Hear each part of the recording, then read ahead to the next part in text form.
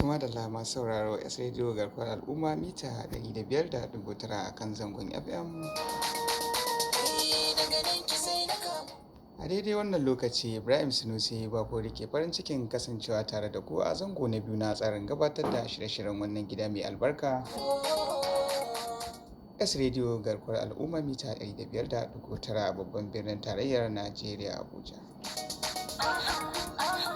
Inda a daidai wannan lokaci na karbi dan uwa abokin aiki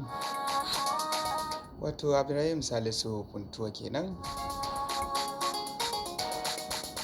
inda ya kasance da ku tun sanyin safiyar wannan rana har zuwa wannan lokaci, wanda ni kuma zan kasance tare da ku tun daga wannan lokaci har zuwa karfe 6 na yammacin wannan rana. Da fatan alkhairan da ke cikin wannan rana Allah ka sada mu da su, sharrukan da ke ciki kuma Allah ka nesanta mu da su. Ya Allah, wanda suka fita nema Allah ka sada su da halali, wanda haramun kuma Allah ka nesanta su da ita duk saukinta. Sharrin mutum, sharrin aljan, sharrin wuta da ruwa, sharrin bamu ji ba bamu gani ba Allah ka kare mu da shi.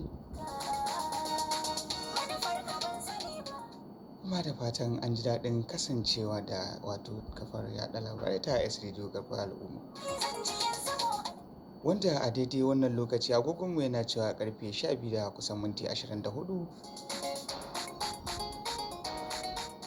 kuma lokaci ne da muke shakatawa da waƙoƙi daɗaɗa daga kundin ajiyar waƙoƙi na wannan gida mai albarka, wanda zai kai mu har misalin karfe 1 kenan, da za mu sake komawa sashen addinin musulunci na wannan gida domin karɓar maimacin shirin sifar talawar nabi, wanda zai kai mu har misalin karfe 2 kenan. Da misalin karfe 2 kuma za mu kawo muku wato takaitattun labarai, wato shirin kanin jaridu kenan, wanda zai kai mu har zuwa karfe kusan 2:30 kenan. Da misalin karfe 2 wato da rabi zuwa kuma karfe 3 za mu sake komawa sashen addinin musulunci na wannan gida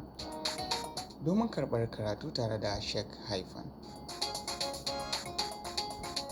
da daga nan ne zai kai mu har misalin karfe 4 na wannan rana,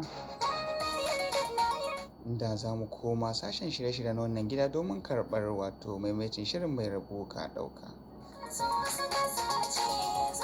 wanda zai kai mu har misalin karfe 5 kenan, inda za mu koma sashen shirye-shirye na gidan dai domin karɓar wato maimacin shirin arewa a jiya da yau, wanda zai kai mu har misalin karfe 6 kenan, inda a lokacin ne nake fatan tattara inawa domin tafiya in barku da dan uwa abokin aiki.